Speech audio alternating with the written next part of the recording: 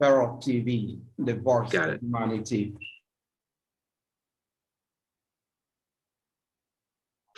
Hi, welcome to the New York Parrot Literary Corner. I'm Dustin Pickering, your noble host. Today we have Dr. Randy Overbeck, who is a veteran educator and has served children as a teacher and school leader. For more than 3 decades, his educational experiences have included responsibilities ranging from coach and yearbook advisor to principal and superintendent. And he's lived the roles of many of the characters in his stories. An accomplished writer, he has been published in trade journals, professional texts, and newspapers, as well as in fiction, with his third published novel. As a member of the Mystery Writers of America, Dr. Overbeck is an active member of the literary community, contributing to a writers' critique group, serving as a mentor to emerging writers, and participating in writing conferences such as Sleuth Fest, Killer Nashville, and the Midwest Writers Workshop.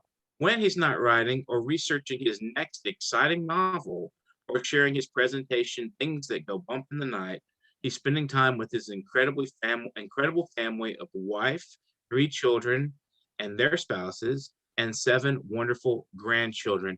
Hi, Dr. Overbeck. It's wonderful to speak with you today. I hope you're doing well. I'm doing great. It's very hot here in Ohio, but we're managing to go through it. And it's wonderful out here too. It's been storming like crazy here in Texas, where I'm at. In Houston, it's been raining all like the last week. It seems like it's just never going to let up, it seems.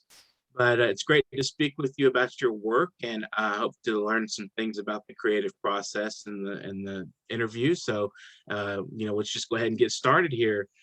So, what is your novel Blood on the Chesapeake about, and what genre is it written in? My latest 2 novels, Blood on the Chesapeake, and which was published in 2019, and the second one in the series, Crimson at Cape May. Okay. Both of those novels are part of what I call the Haunted Shores Mystery Series. They are a ghost story mystery combined, or as one reviewer put it, it's a cold case murder mystery wrapped in a ghost story, served with a side of romance, all set in a beautiful resort location. So that kind of summarizes what each of the stories is about. Oh, so it's quite a creative, mixture of genre. So it's not really a lucid genre. It's like a mixture of different things mixed into there. So how do you feel that, what role do ghosts play in American culture? And why do you choose to write about ghosts? Everybody asks me that question. Well, first of all, I don't know if you're aware of this, but ghosts are much more widely held and believed in than most people understand. So according to 2 surveys conducted over the last 20 years, about 50% of the people surveyed in America said that they believe in ghosts.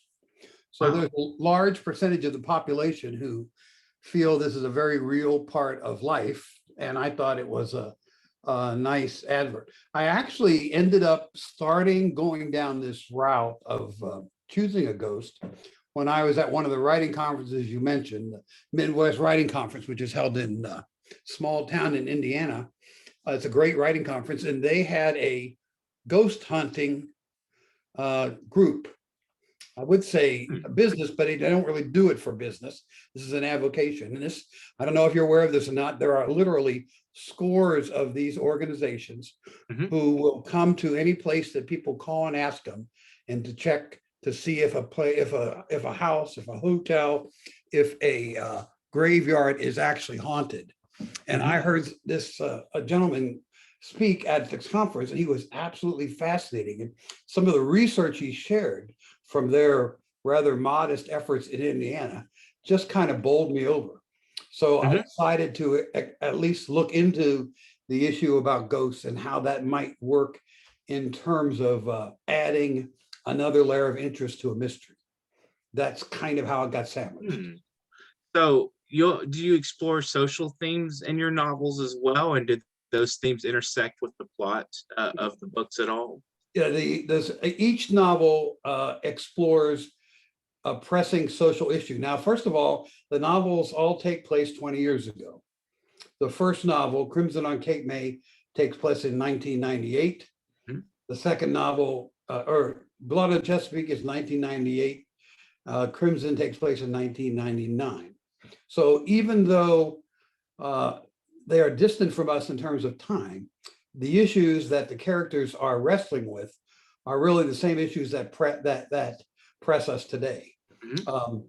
In Crimson and Blood on the Chesapeake, the central issue of the story is about racial injustice. Mhm.